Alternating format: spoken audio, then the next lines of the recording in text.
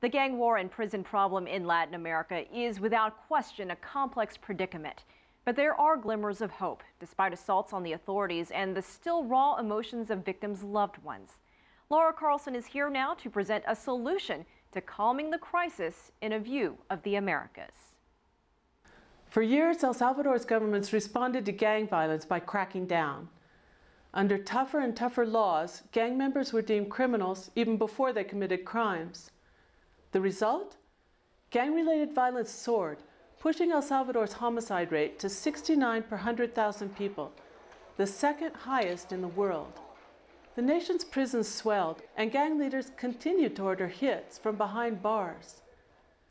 The rivalry between the two gangs, the infamous Mara Salvatrucha and the splintered 18th Street Gang, led to an upward spiral of violence that nobody seemed able to control. Every day, more mothers wept over the bodies of their teenage sons or daughters. Until somebody had a new idea. A retired general and security minister, an ex-guerrilla commander, and a Catholic priest began to develop a plan to take the nation's most hardened criminals and sit them down at the negotiating table. This decision to replace the iron fist with a handshake was a risky one.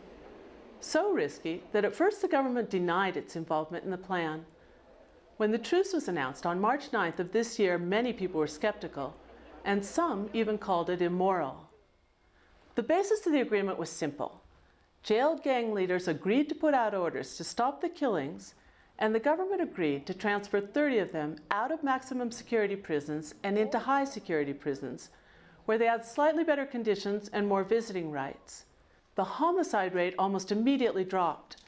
From an average of 14 murders a day, it's gone down to an average of 5.